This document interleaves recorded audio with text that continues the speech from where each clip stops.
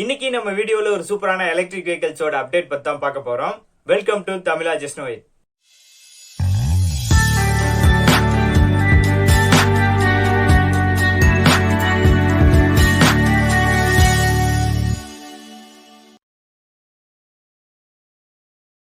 என் பேர் விக்னேஷ். நம்ம சேனலுக்கு யாராவது புதுசா வந்திருக்கீங்கன்னா மறக்காம சப்ஸ்கிரைப் பட்டனை கிளிக் பண்ணிக்கங்க. அப்பதான் எனக்கு கொஞ்சம் மோட்டிவேட்டா இருக்கும்.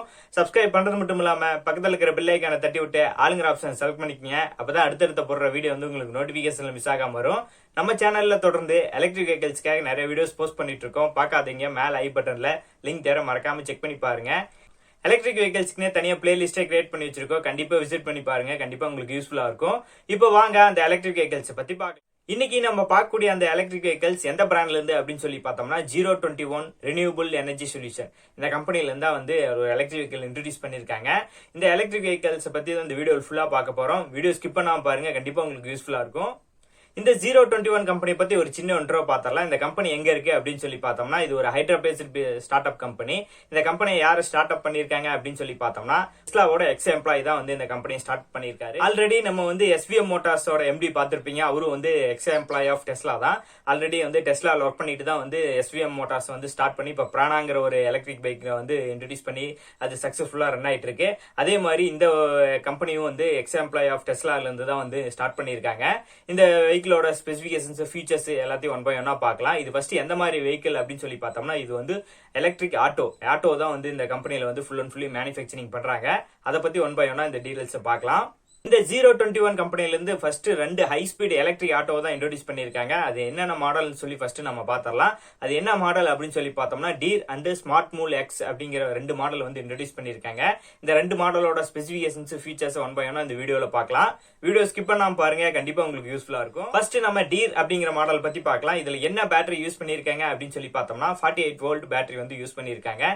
இந்த பேட்டரி யூஸ் பண்ணி இந்த வெஹிக்கிள் வந்து டாப் ஸ்பீடா எவ்வளவு அச்சீவ் பண்ண முடியும் அப்படின்னு சொல்லி பார்த்தோம்னா அப் டு 55 கிலோமீட்டர் பர் ஹவர்ல வந்து நம்ம டிராவல் பண்ணிக்கலாம். இந்த பேட்டரியை நம்ம ஒரு டைம் சார்ஜ் பண்ணோம்னா எவ்வளவு தூரம் நம்ம டிராவல் பண்ண முடியும் அப்படின்னு சொல்லி பார்த்தோம்னா அப் டு 110 கிலோமீட்டர் வரைக்கும் நம்ம டிராவல் பண்ணிக்கலாம்னு சொல்றாங்க. அடுத்து நம்ம ரெண்டாவதா பார்க்கக்கூடிய மாடல் என்ன அப்படின்னு சொல்லி பார்த்தோம்னா ஸ்மார்ட் மூல் எக்ஸ் அப்படிங்கிற மாடல். இதுல என்ன பேட்டரி யூஸ் பண்ணிருக்காங்க அப்படின்னு சொல்லி பார்த்தோம்னா 72 வோல்ட் பேட்டரி வந்து யூஸ் பண்ணிருக்காங்க.